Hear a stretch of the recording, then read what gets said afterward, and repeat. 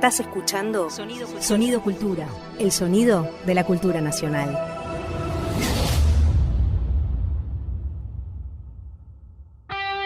Ahora Javier Trimboli y Julia Rosenberg en Un poco sucio. Un programa de historia desprolijo, pero eficaz.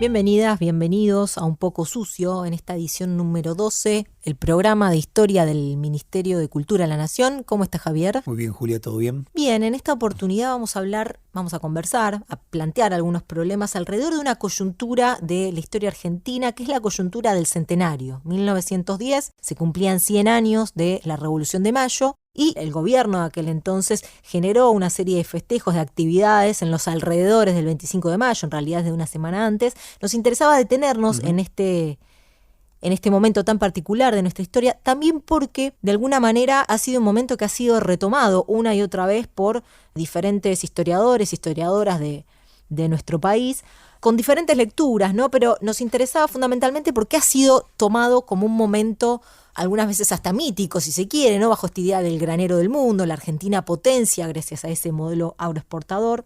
También de alguna manera, incluso pensaba, la propia dictadura hace un homenaje a ese momento, ¿no? Con su nombre, proceso de reorganización nacional, siendo que ese había sido el momento de organización nacional.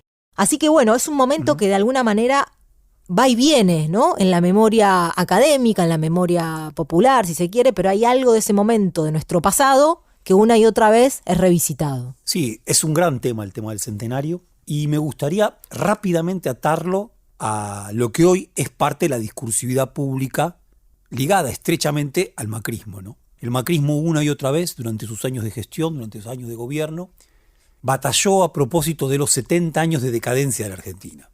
Y claro, cuando el macrismo decía 70 años de decadencia, y esto en el libro de Fabio Wasserman, que conversamos hace un par de programas, lo planteaba muy bien. Cuando el macrismo decía 70 años de decadencia, aun cuando dejara implícito al peronismo, todos leíamos desde el peronismo para el macrismo comenzó la decadencia. Y si comenzó la decadencia es porque con anterioridad había habido un momento alto, ¿no? Había habido un momento muy alto, momento desde el cual el peronismo no se había bajado de un ondazo. Y ese momento alto, para la historiografía, muy interesante, porque no es la historiografía macrista, para la historiografía académica que precedió por mucho al macrismo, que viene cincelando este mito, como vos decías, el mito de la grandeza argentina de 1910, lo viene cincelando desde hace muchísimo tiempo atrás. Probablemente desde que se reorganizó académicamente en los primeros años 80, durante los años de la primavera democrática. Quizás un poquito más atrás, con un libro señero de un cientista político, Natalio Botana, El orden conservador. Un libro producido durante la dictadura, 1977, si no me equivoco, es su publicación. Pero es esta idea, ¿no? La historia argentina como una historia decadentista. Alperín Dongui, según decía Ignacio Leucovich, ese viejo gorila, decía que el revisionismo historiográfico entendía la historia argentina como una decadencia porque ubicaba su punto más alto en el rosismo. En este caso nos encontraríamos con una historia decadentista que encuentra su punto más alto en el centenario, en esos festejos del año 1910. Sí, interesante también cuando fue la coyuntura del bicentenario, ¿no? 2010, que muchos de los balances de estos historiadores e historiadoras pasaba justamente por marcar el contraste entre el centenario y el bicentenario, ¿no? Luis Alberto Romero es uno de ellos, pero recuerdo que haciendo un libro con Matías Farías en aquel entonces, en las entrevistas que hacíamos nos pasaba eso, ¿no? Que había un contraste muy claro entre lo grande de la Argentina de aquel entonces, su riqueza, su productividad, su modernización, en contraste con la decadencia del 2010, ¿no? Donde solo quedaba un populismo, digamos, clientelar, justamente también atravesado por el peronismo en el medio, ¿no? De alguna manera haciendo sistema con lo que estabas mencionando. Claro. Me gustaría, si a vos te parece, Juli, ubicar algunas cuestiones de qué pasó y qué rodeó al centenario. Me quiero concentrar rápidamente en el mes de mayo propongo que nos concentremos en el mes de mayo de 1910. Y cuando uno dice mes de mayo, dice Día de los Trabajadores. Y claro, el 1 de mayo hubo una movilización de trabajadores importante, sobre todo en la ciudad de Buenos Aires. Digo importante y no digo que fue inmensa, y no se podría decir que fue de las principales movilizaciones de los trabajadores, como prontamente se van a producir. porque en 1909, el Día del Trabajador, había sido un día de grandísima represión, Muchos muertos incluso, ¿no? Con muchos muertos incluso, con el jefe de la policía, el coronel Ramón L. Falcón, que llevó adelante esa represión contra la movilización trabajadora, fundamentalmente movilización trabajadora anarquista y socialista, dejó un tendal de muertos, y se plantea que hay algo del temor que dejó en los trabajadores esa acción represiva del 1 de mayo de 1909 que actúa inhibiendo la movilización del 1 de mayo. Con un agregado más que es fundamental. Si uno dice 25 de mayo de 1810, 25 de mayo de 1910, un fantasma recorría ese 1 de mayo. Y el fantasma era el de Simón Radovítsky. El fantasma del anarquismo y el fantasma de Simón Radovítsky. ¿Por qué? Porque Simón Radovítsky, un anarquista que había migrado años antes desde la Rusia zarista, en noviembre de 1909, en represalia, en venganza por esa represión indiscriminada que había conducido Ramón L. Falcón, que además también era importantísimo porque había sido otro de los represores de la huelga de las escobas, la huelga de los inquilinatos. Y también interesantísimo, estuvo el 25 de mayo de 1879 en Choel. Este es Ramón Falcón, flor de prontuario, que hace Simón Radovítsky, atenta contra él y lo mata. Leía un libro de Fernando Devoto que tiene sobre el centenario, bien interesante, sobre todo porque tiene algo que es casi una crónica, ¿no? Muchas veces los escritos de historiadores más académicos prescinde de la narración, ¿no? de los hechos que suceden ese día. Me parece que lo que hace Fernando Devoto en este caso es bien interesante en ese sentido. Que esta movilización que se hace a la semana siguiente, del 1 de mayo, que de alguna manera, dice Devoto, no terminó en conflicto a diferencia del año anterior, eso de alguna manera propuso que estaban las condiciones dadas para que pudiera haber una movilización mayor, ¿no? Digamos, sacó ese miedo que había del año anterior.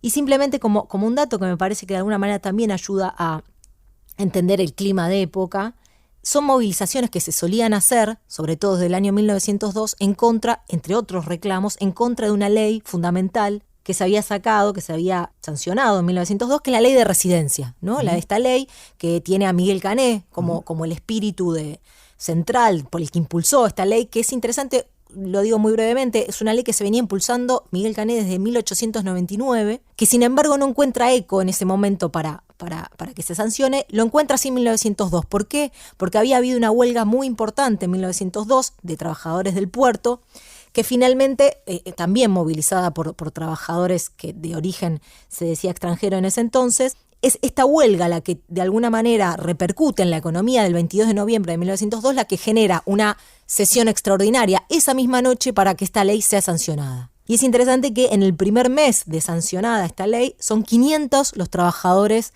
que se expulsan del país gracias a esta ley que permitía que cualquier trabajador, siquiera sospechado de tener algún tipo de actitud contraria al orden público, podía ser expulsado. No hacía falta ningún proceso judicial, no hacía falta que se demuestre nada, simplemente con la sospecha era expulsado del país, ¿no? Una de las leyes más quizás terribles de la historia argentina, más antiobrera si se quiere, porque se trataba de eso, ¿no? De una ley que de alguna manera buscaba perseguir y disciplinar, castigar a trabajadores movilizados, ¿no? Está en el centro, ¿no? Y ahí empezamos a componer la situación. Quiero decir, 25 de mayo de 1910 es el centenario, ese supuesto paraíso, el punto más alto al que llegó la experiencia argentina, se encuentra en una situación en donde está en plena vigencia esta ley de residencia. Una ley altísimamente represiva con las clases trabajadoras, fundamentalmente con sus dirigentes.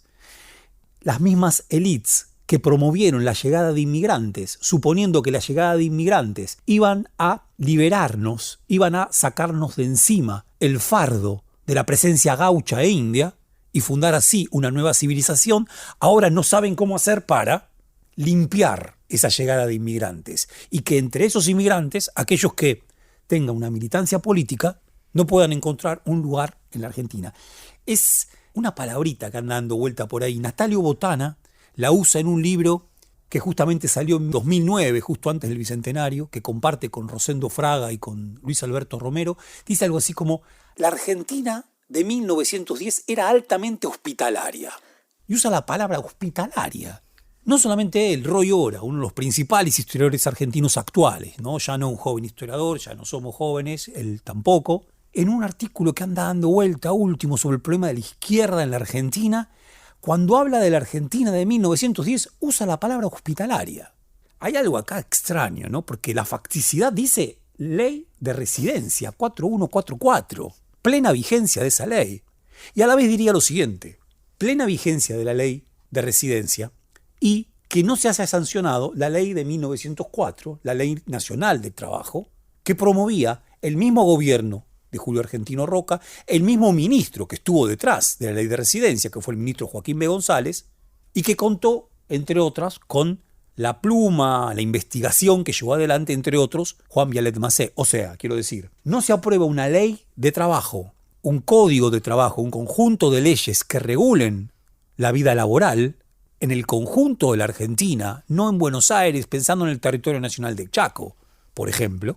No se aprobó esa ley y sí se aprueba y sí está en vigencia la ley de residencia. Por lo tanto, ¿qué es este paraíso del cual supuestamente caímos? Te sumo una cosa más, Javi, en realidad dos. En esta movilización que decíamos, que fue importante a niveles de las multitudes que fueron, ¿no? y que tiene entre sus reclamos bajar la ley de residencia, se anuncia que va a haber un paro, una huelga general a partir del 18 de mayo, día en que llegaba la infanta de España, una de las invitadas centrales de estos festejos del centenario, cosa que me hizo acordar, releyendo ahora, a la figura del rey de España en el 2016, en otra celebración redonda de la patria, ¿no? Y la angustia, querido rey, que habrán tenido los libertadores, ¿no?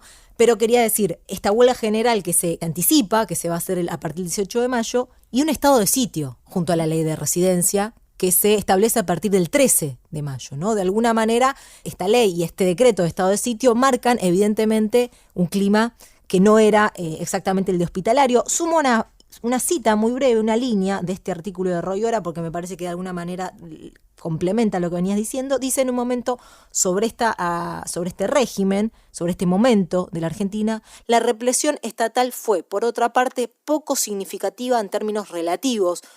Habría que ver relativos, relativo con qué, ¿no? En comparación con qué, claro, con 1976 uno diría, quizás sí, pero bueno, de alguna manera acá hay una relativización de la represión estatal, estando la ley de residencia y el estado de sitio, que es por lo menos problemática, ¿no? Hay una insistencia en la historiografía, hay una insistencia en el liberalismo político argentino en colocar el centenario en la cima de nuestra experiencia.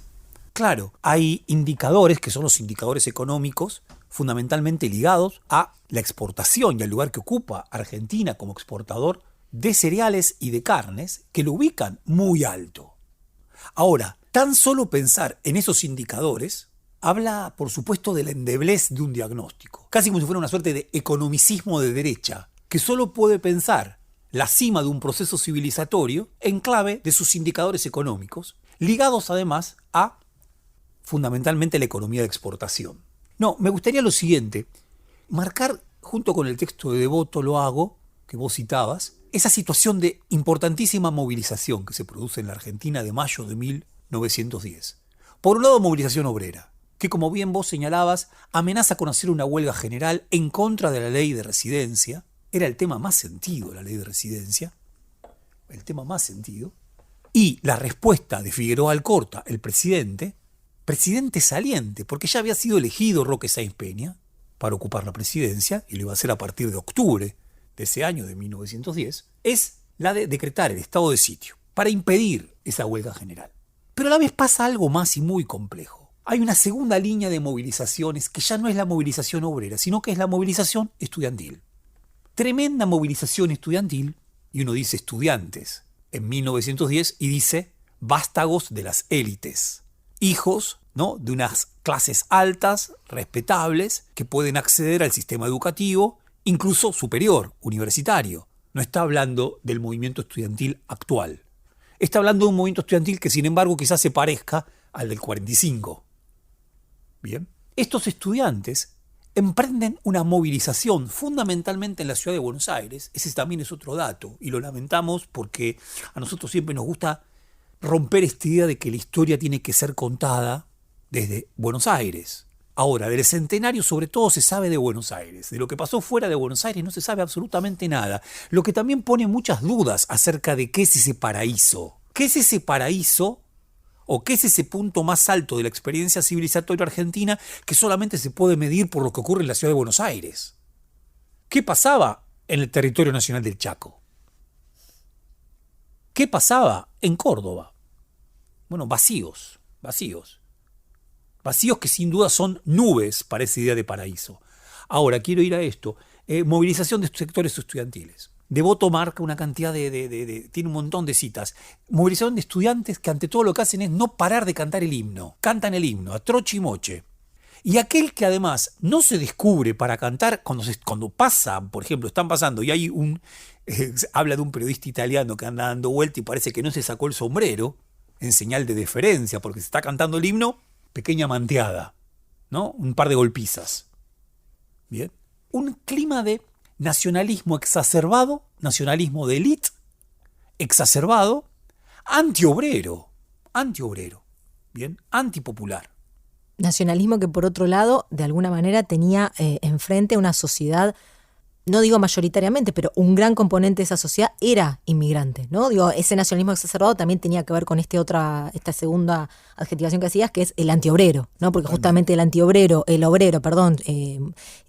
politizado, el obrero que movilizaba era justamente un obrero de extracción, si no ellos mismos, por lo menos hijos de españoles, italianos y otras nacionalidades, ¿no? Totalmente, plenamente. Sí, ahí de vuelta, ¿no? Otra palabra, supuestamente aquellos que apuntalan la idea de que el centenario fue este momento que bien vale reivindicar, incluso para reproducir en nuestro futuro, ¿no? Lo que deberíamos volver a alcanzar, insisten con la palabra integración, ¿no? Como si esa Argentina fuera una Argentina que integrara. Ahora, este nacionalismo, no tenemos nada en contra del nacionalismo, si el nacionalismo es popular, si el nacionalismo incluye a las clases populares. Si el nacionalismo se articula con horizontes de una vida más justa para el conjunto de la comunidad. El problema es que este nacionalismo era un nacionalismo de élites, de estudiantes que salían a cantar el himno sin límite y que manteaban a aquel que no estuviera dispuesto a entonarlo con ellos, o aquel que no lo supiera. Y no terminaron ahí, ¿no? Estas movilizaciones tuvieron otros destinos. Sí, hay uno que me gustaría contar porque es un dato chiquito. Algunos dicen que son pequeños datos, ¿no? Que son pequeños datos, que no hay que prestarle atención a estos pequeños datos, que el historiador lanza largas perspectivas, mira desde lo alto, como decía Alfonso Reyes, que no era populista. Alfonso Reyes decía que la inteligencia europea siempre busca mirar largas perspectivas desde la Torre Eiffel. Mientras que la inteligencia americana es una inteligencia que está en la región ardiente de la realidad. Bueno, estos historiadores nuestros gustan casi siempre estas grandes perspectivas. Y estas grandes perspectivas, por ejemplo, eluden mencionar un detalle. Y a nosotros nos interesan estos detalles. Me estoy refiriendo a lo que ocurrió con un circo. Una cosa muy sencilla. La Municipalidad de Buenos Aires autorizó a un payaso que se llamaba Frank Brown, que había llegado de Inglaterra a finales del siglo XX. Sarmiento había hablado maravillas de Frank Brown. Era un hombre que hacía reír, querido por la gente. Casi siempre trabajaba en la zona del Gran Buenos Aires, lo que hoy sería el Gran Buenos Aires. A propósito de los festejos del centenario, para darle lugar a las clases populares en Buenos Aires, se le permitió a Frank Brown colocar su carpa, la carpa de su circo, en Florida y Córdoba. Lo permitió la municipalidad, o sea, sectores políticos. Ahora, ¿qué ocurrió? Casi de inmediato se instala la carpa y en los principales diarios de Buenos Aires, algunos de los cuales siguen siendo hoy La Nación entre ellos, se empezó a hacer una campaña hablando de esa ominosa barraca que afeaba la ciudad de Buenos Aires. El tema era un problema estético. Afeaba la carpa a la ciudad de Buenos Aires, tema estético que además anticipaba esa barraca ominosa, iba a atraer a las clases populares.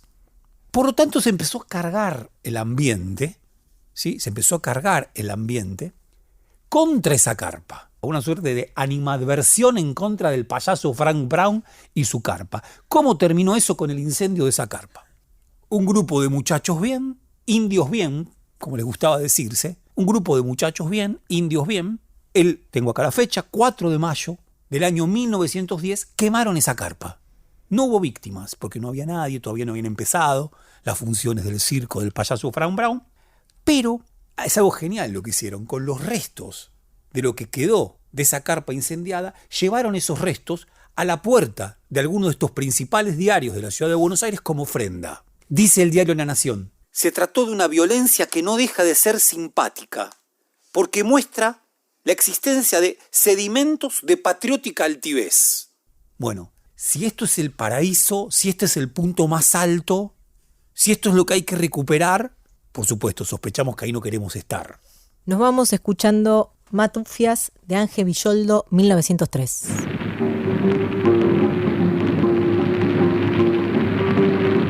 el siglo en que vivimos de lo más original. Estábamos escuchando el tango Matufias de Ángel Villoldo, canción del año 1903. ¿Es así, Javier? Es así y, claro, es el comienzo del tango, ¿no? Es una milonga. Ángel Villoldo, así lo plantea Gustavo Varela, a quien saludo en su libro Mal de Tango, que además sabe mucho de radio, Gustavo Varela. Es el tango prostibulario. En 1910 lo que estaba en auge era el tango prostibulario. Y trae un dato, Gustavo Varela, muy a propósito del tango prostibulario de Ángel Villoldo, que dice lo siguiente: en el año 1888, en Buenos Aires funcionaban 239 escuelas. Había 16 templos católicos importantes y otros menores, y había 6.000 prostíbulos. Tendríamos que ver cómo evolucionaron, si se puede usar ese verbo, estas cifras hacia 1910. Pero, ¿por qué me parece interesante en este momento traer esto? Por la gran complejidad de la sociedad argentina en 1910. Gran complejidad de la sociedad argentina. Complejidad que, entre otras cosas, y riqueza, entre otras cosas, que produce el tango, que hace que nazca el tango. Con complejidad, ¿qué quiero decir? La oligarquía, las élites liberales conservadoras habían puesto en marcha un proyecto de transformación de la sociedad argentina a través de la presencia inmigratoria que hacia 1910 efectivamente se les había ido de las manos. Lo superaba por muchísimo. Cito a José Luis Romero: el divorcio cada vez más acentuado entre los principios liberales y los principios democráticos, por su actitud frente al complejo criollo inmigratorio, por su marcada tendencia a estrechar y cerrar filas, debilitaba poco a poco sus cimientos sin que la mayor parte de sus miembros lo advirtieran. ¿Qué está diciendo Romero?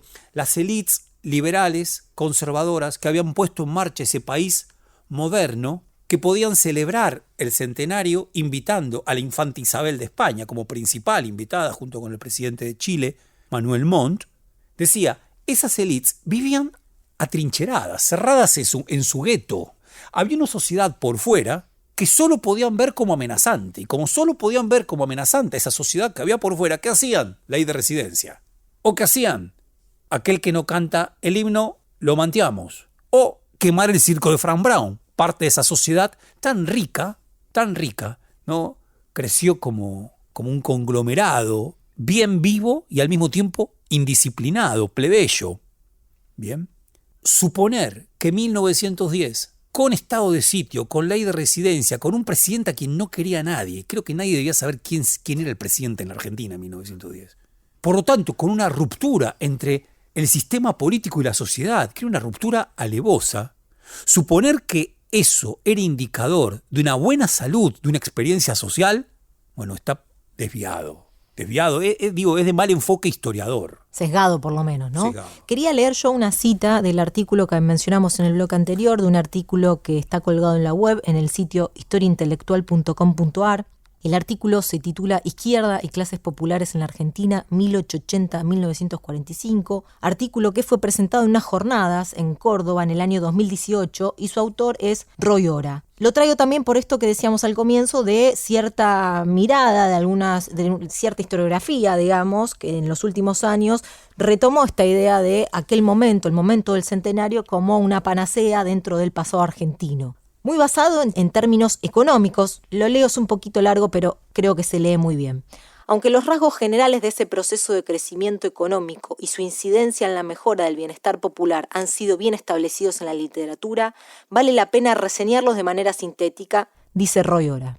La Argentina fue una de las estrellas de la primera globalización. Su tasa de crecimiento superó a la de Estados Unidos, Gran Bretaña, Francia o Alemania. Para 1914 se ubicaba entre los 15 países de más alto ingreso per cápita del mundo. Atractiva para el capital, también lo fue para el trabajo, y en particular para el trabajo extranjero, al que tentó no solo con salarios más elevados y mayor capacidad de ahorro que la existente en sus lugares de origen, sino también con mayores oportunidades de mejora laboral y con la promesa de ascenso social. Fueron estos determinantes y no las redes de relaciones tendidas a ambos lados del Atlántico lo que explica por qué la Argentina fue el destino latinoamericano más elegido por los hombres y las mujeres que dejaban Europa en busca de nuevos horizontes y el país que más inmigrantes recibió en el mundo en proporción a su población. Parece bien interesante cómo acá aparece de manera sintética, ¿no?, esta idea de Argentina en el mundo, ¿no? Argentina en el mundo, superando incluso a estos países del primer mundo en sus tasas económicas, y que tan bueno fue en sus tasas económicas que los inmigrantes lo eligieron como lugar al que recibían, ¿no?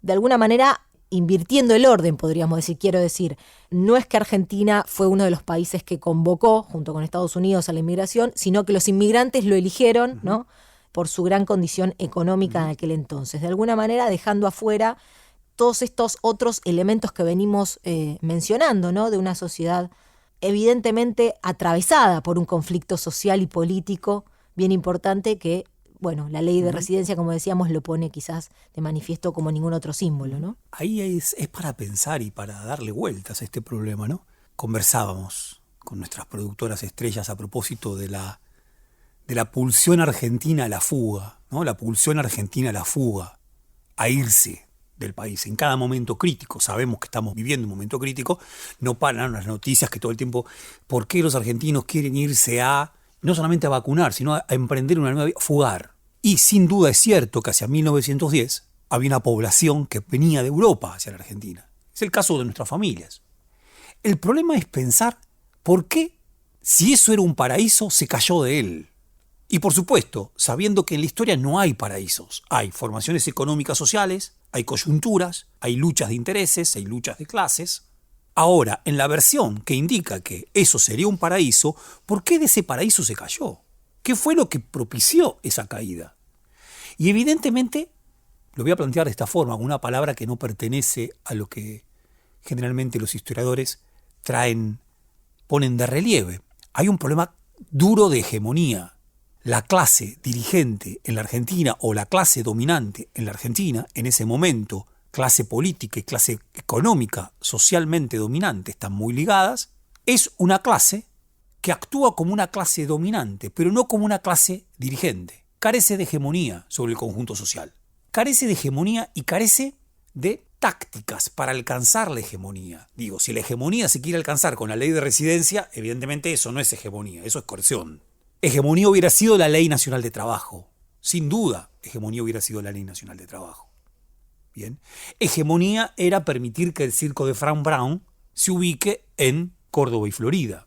Hegemonía, entre otras cosas, es, o hubiera sido, nacionalizar la celebración del centenario, no apropiarla a Buenos Aires. Georges Clemenceau, uno de los principales visitantes que viene a la Argentina, francés, un hombre de Estado francés, importantísimo por supuesto, cuando escribe sus memorias dice, Buenos Aires es una capital europea. Quiere ver eso. También dice, la huelga que preparaban los obreros para el 18 de mayo era una huelga inmensamente o extremadamente moderna. Entonces, hay algo de la debilidad hegemónica de esa clase dominante en la Argentina, que claro, cuando uno dice esto, es el problema de todo el siglo XX. Esa debilidad hegemónica de la clase dominante en la Argentina es la que la hizo recurrir sistemáticamente a golpes de Estado durante todo el siglo XX. Por lo tanto, buena parte de la pesadilla del siglo XX argentino provino de esa debilidad hegemónica. Claro, porque si no, perdón, porque tomo una frase que suele gustarle a veces a los historiadores, porque la trajo Marx en el 18 Brumario de Luis Bonaparte, si no, de un paraíso nunca se cae por un rayo en cielo sereno.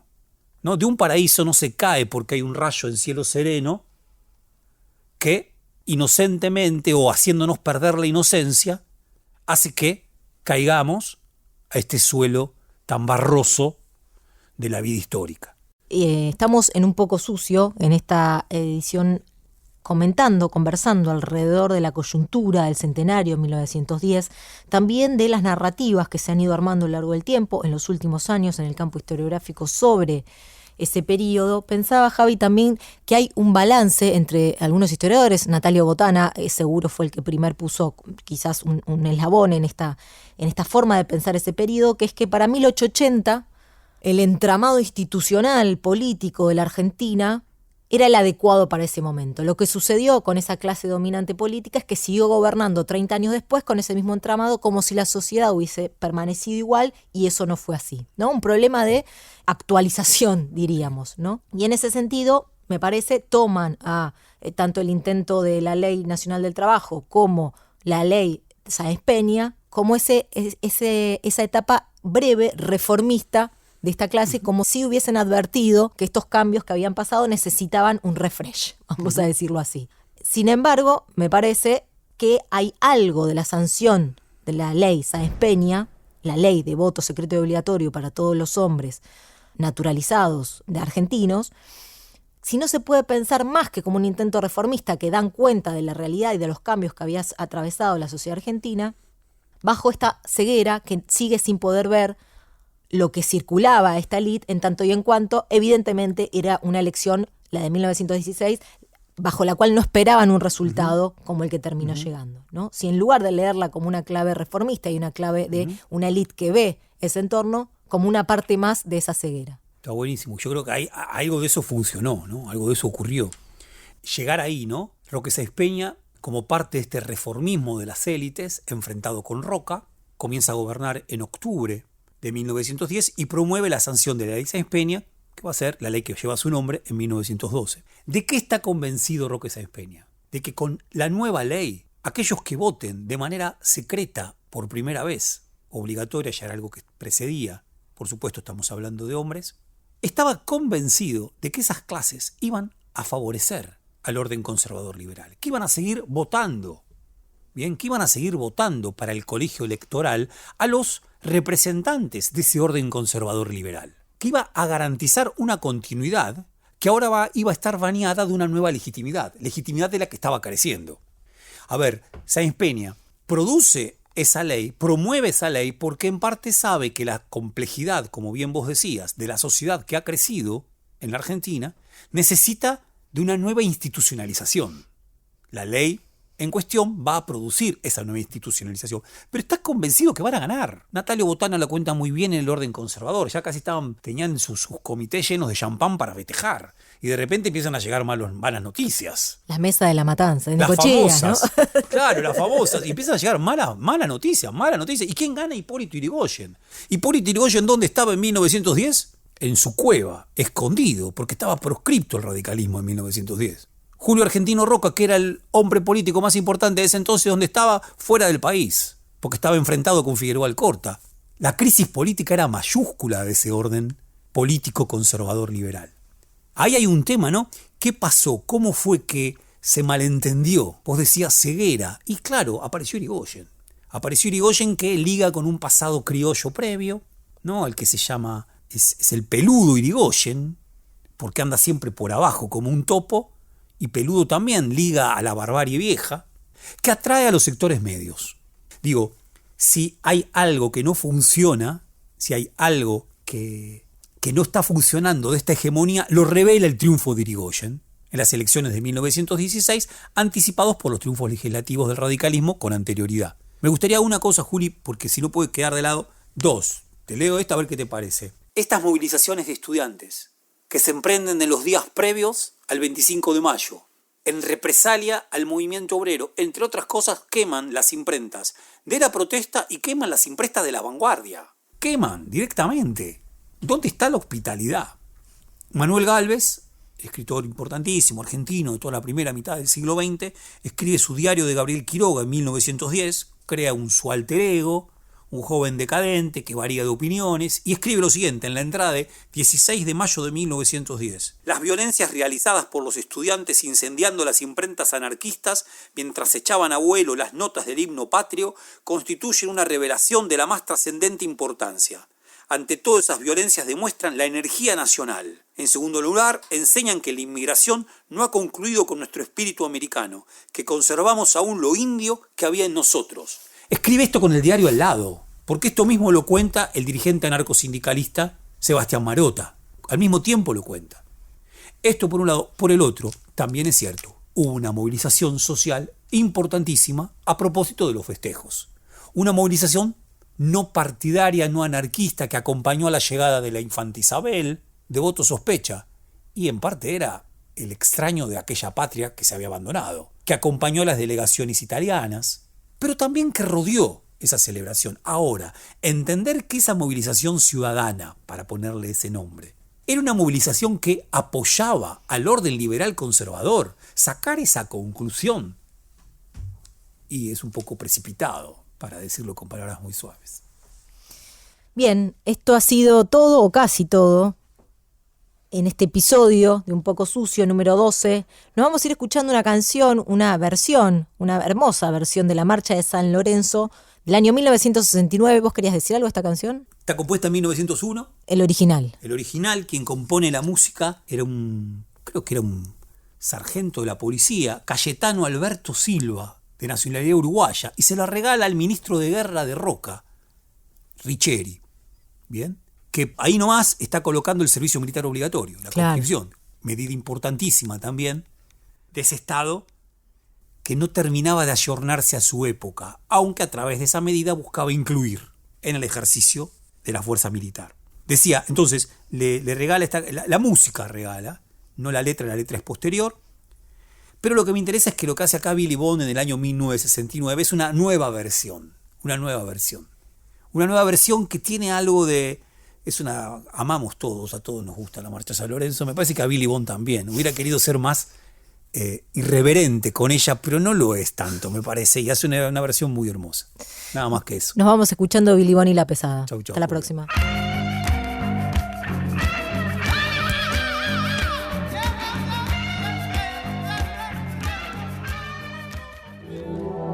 Fue una producción del Ministerio de Cultura.